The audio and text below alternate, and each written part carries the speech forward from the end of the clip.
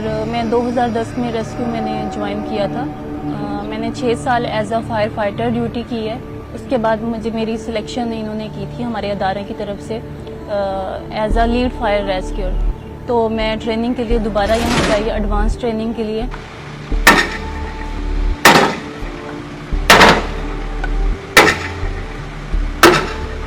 जब मेरी training complete हो गई थी तो यहाँ पे कोई भी फीमेल ऐसी नहीं थी जो कि फर्दर जो फीमेल आए उनको ट्रेनिंग करवा सके। मेरी बेसिक जो फील्ड है वो तो मेरी as a instructor fire instructor हूँ। यहाँ पे बॉयज़ को जो है वो मैं ट्रेनिंग करवा रही हूँ।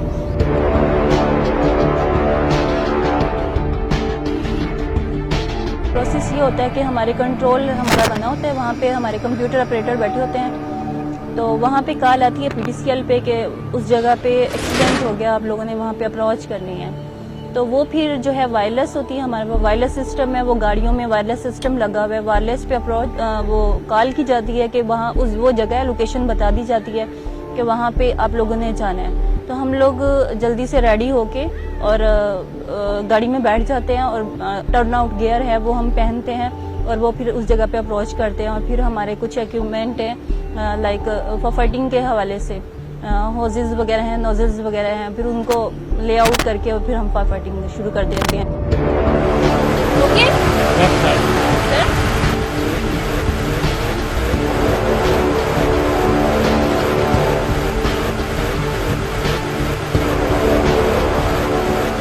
अल्लाह का शुक्र है मैं बचपन से ही बहादुर थी, तो मुझे इस चीज़ का डर नहीं लगता। बाकी जो है काम जो भी काम होता है फायर फाइटिंग का मैं बहादुरी से करती हूँ। मुझे पाकिस्तान की पहली फायर रेस्क्यूअर का अवार्ड मिला था।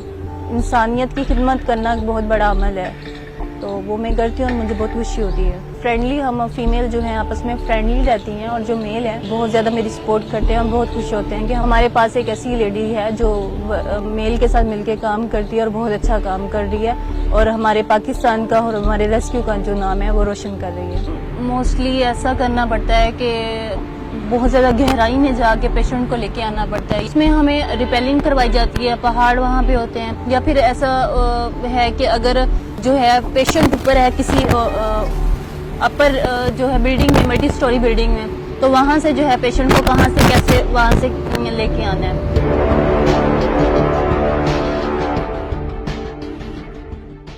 मेरा नाम फातिमा है, मैं लाहौर से बिलोंग करती हूँ और इमरजेंसी रेस्क्यू स्टेशन पे मैं EMT एज ए EMT के तौर पे ड्यूटी परफॉर्म करती हूँ। एम्बुलेंस में इसलिए जाती हूँ कि वहाँ पे मेडिकल के तौर पे जितने भी पेशेंट को ज़रूरत होती है फर्स्ट एड के लिए और बाद में उनको हॉस्पिटल में शिफ्ट किया जाता है, लेकिन एम्बुलेंस में जो इनको फर्स्ट एड की ज़रूरत होती है वो उनको दी जाती है। अब उसमें SOB के पेशेंट होते हैं, मुख्तलिफ इंजरीज होती हैं, इस तरह के पेशेंट को डील करके हॉस्पिटल में छोड़ती हूँ। पेशेंट को या किसी भी घर वालों को इमरजेंसी होती है तो सबसे पहले वो 1122 डायल करते हैं, कॉल जाती है कंट्रोल रूम में, कंट्रोल रूम से फिर वो वायरलेस ऑपरेटर कॉल डिस्पैच करता है स्टेशन पे, स्टेशन से फिर फर्दर वायरलेस होती है, फिर जहाँ पे लोकेशन होती है वहाँ पे लोकेशन बताई जाती है, फिर एम्बुलेंस वहाँ पे पहुँचती है। ऑन लोकेशन होने के बाद फिर पेशेंट को जो मसला हो, जिस तरह का भी हो, उसको डील करके हॉस्पिटल छोड़ देते हैं अगर वो शिफ्ट होना चाहते हैं हॉस्पिटल में। फिर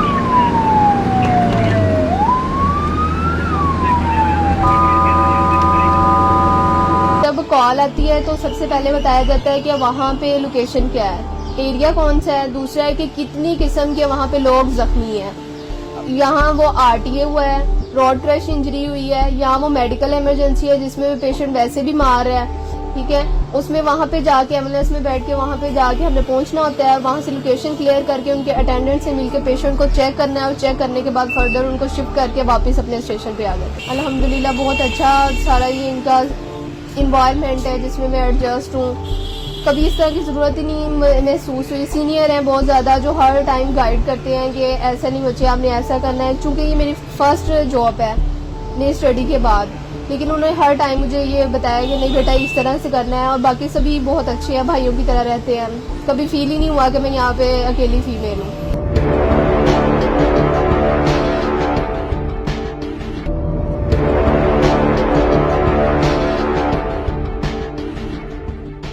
दीबा Shahnaz, head of community safety and information, rescue Punjab. Rescue में फीमेल्स का जो कॉन्सेप्ट है वो कोई अलग सा नहीं है कि वो फीमेल का कोई अलग स्पेसिफिक जॉब होगा। हम लोग इक्वल जो डेजिग्नेशंस अनाउंस होती हैं उसके ऊपर एक फ़ीमेल रेस्क्यूअर भी उसी तरह कम्पीट करके आती है, और वो जो ट्रेनिंग रेस्क्यूअर करते हैं वो तमाम ट्रेनिंग के प्रोसेस से गुजरती हैं, उसको पास आउट होती हैं बाकायदा, और फिर इक्वल कंपटीशन में आगे जाती हैं। शाजिया सिलेक्ट हुई हमारी सर्विस में फायर रेस्क्यूअर की पोस्ट पे। एक क्राइटेरिया था जिस पे उन्होंने इक्वली कम्पीट किया और इस सर्विस का हिस्सा बन गई। लेकिन उस बच्ची की अच्छी बात यह है कि वो अपने शोबे में आगे निकलना चाहती थी, जाना चाहती थी, और बार बार ये चीज़ वो करना चाहती थी कि मुझे भी चांस दिया जाए। हमने अपनी बच्चियों को मोटिवेट किया कि वो बाहर भी अब एम्बुलेंस के ऊपर भी अपना काम करें। हुआ ये था जब एक 800-900 400 500 में 2-2 3-3 लड़कियां हर डिस्ट्रिक्ट में अगर लेट सपोज पहुंचती थी तो उनको बाहर फील्ड में भेजना मुनासिब भी नहीं लग रहा था, और उसमें फर्दर इश्यूज़ की भी खदशात मौजूद रहते थे, जिसको प्रिवेंट करने के लिए ऑर्गेनाइजेशन ने एक बहुत अच्छा इकदाम ये किया था कि हर लड़की कंट्रोल रूम के अंदर ड्यूटी करे।